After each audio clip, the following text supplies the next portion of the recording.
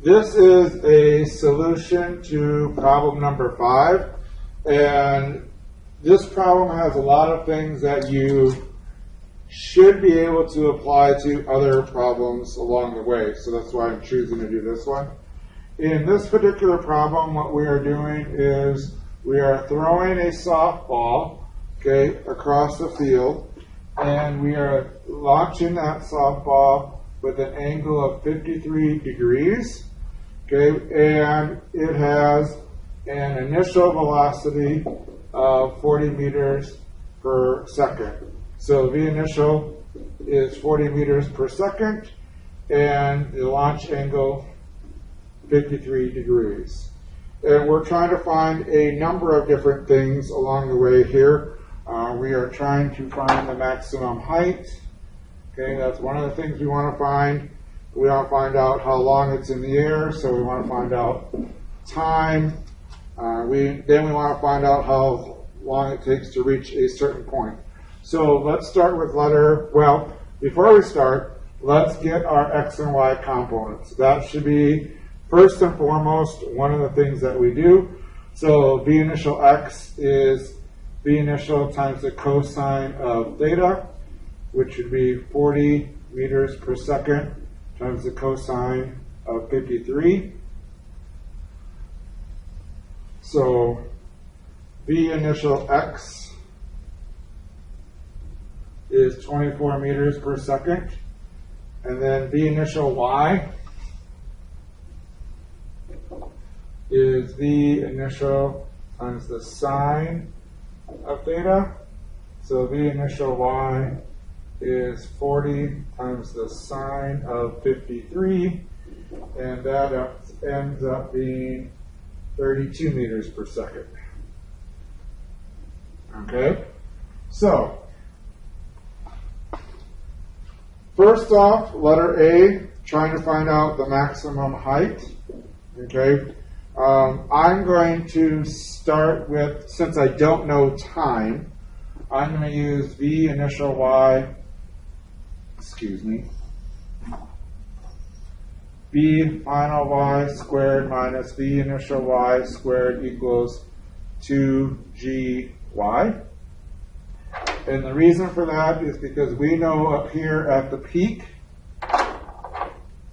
V final y at that point is 0. So that's convenient because that term goes to 0. Now I can just solve for y, so I can divide by 2g, divide by 2g. So y is minus V initial y squared divided by 2g. Plug in my values. So minus 32 squared divided by 2 times minus 9.8. And making a calculation, that gives me 52.2 meters to the peak. Okay, so I now know what y is. Letter B, how long does it take to reach the maximum height? Okay, so I'm going to scroll down here. Now I am looking for time, and to be specific, I'm trying to find time to the peak. And you really need to make sure you know what times you are looking for. Okay? So to find the time to the peak, I'm going to use an equation that has time in it. Okay? So this should be V final y. Sorry. That should be V final y. And again, we know that at the peak, that's 0. So that leaves me with bringing this term over to the other side. V initial y equals minus gt if I do some manipulating. And then I have minus a minus 9. Oops, sorry. I wanted time. So divide by g. So I'm going to go up here, right here, that's going to give me time is equal to v initial y divided by g. I lost a negative sign there. So time is 32 divided by minus 9.8. So time to the peak, 3.27 seconds. And we know that if we were to multiply that by 2, that gives me total time in the air. Even though that's not what was asked for, I now have the total, I could find the total time in the air. Okay, going to move down here. I'm going to redraw for a moment. So I know that this goes to a height of 52 meters. Okay, question C wants me to calculate the time that it takes to get to a height of 25 meters. So, So what you have to realize is that, hey, 25 meters is on the way up, okay, because I go to 52 meters, and there's probably another 25 meters over here, okay? So in order to find this time, okay, we are kind of stuck using y equals v initial y t plus 1/2 gt squared. And in this case, y is 25 meters. So we're going to put that into the equation, 25. And we still know that v initial y from the start was 32 meters per second squared. So 32 times time. And then 1/2 of g, I hope you are just getting into, is minus 4.9 g squared. Okay? You don't get out of it. This is a quadratic. I hate working with negatives, so I'm bringing these two terms to the other side to give me a positive 4.9 t squared minus 32t plus 25 equals 0. And we're going to plug this into the quadratic.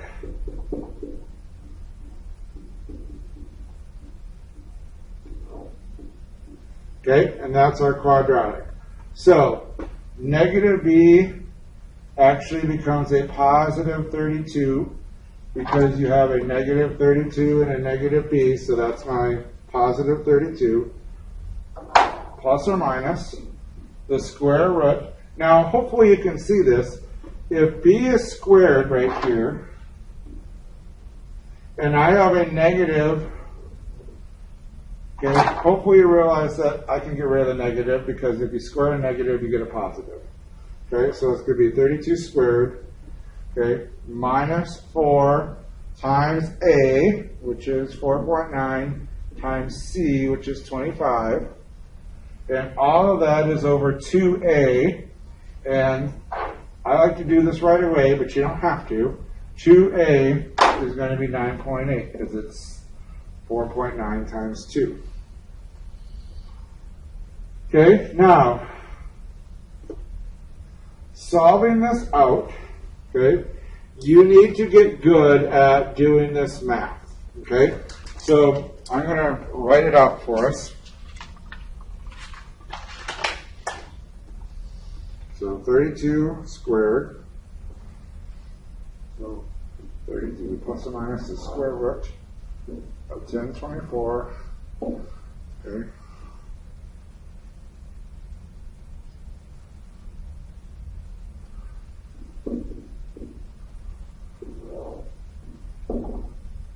Okay, now I'm going to get this next term all in one. I'm going to take the square root of it, so 1024 minus 490, and then I'm square rooting it right away.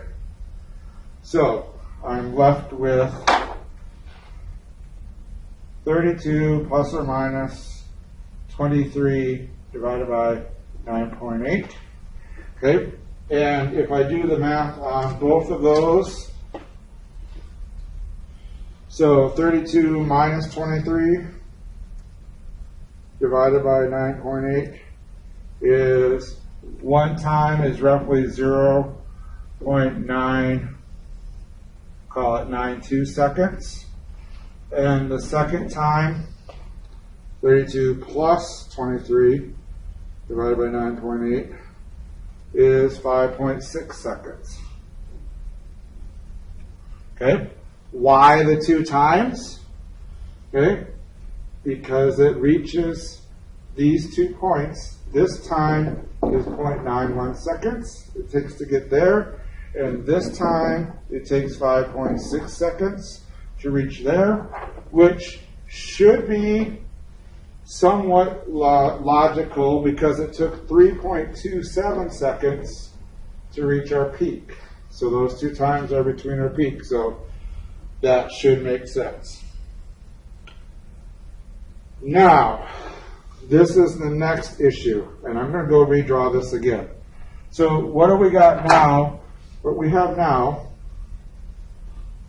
in letter D is we want to calculate the horizontal and vertical components at each of the 2 times in C.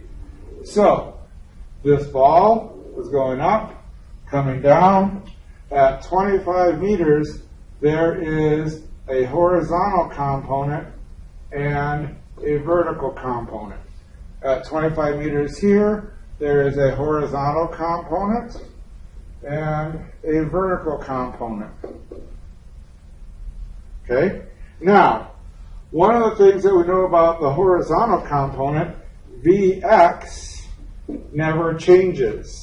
Okay, so since we calculated Vx initially, Vx is still 24 meters per second because that never changes no matter where this ball is at.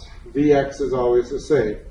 Your issue really is, what are the vertical components? And one of the things is, as you go through these equations, this equation that says V final y equals V initial y plus gt, these here are components. I am actually never calculating the actual velocity when I use these equations. I am actually calculating the components. So if I use this equation right here, I actually know everything.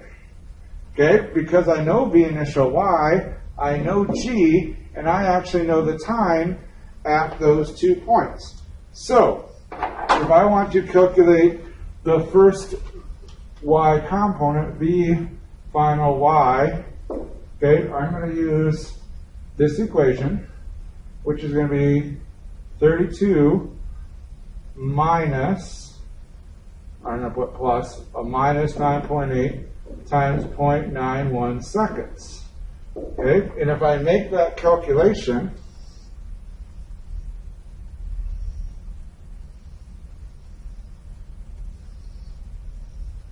I get 23.1-ish meters per second. Okay, so this component is 23.1 meters per second. Okay, now if I use that exact same equation, but with the time for the second one, so V final y equals V initial y plus gt, where this is still 32 plus negative 9.8.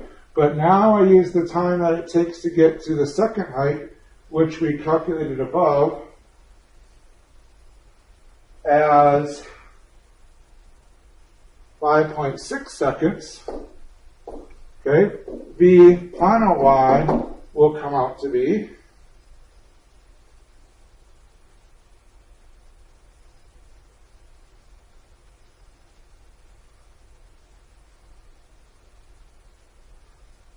I did something wrong.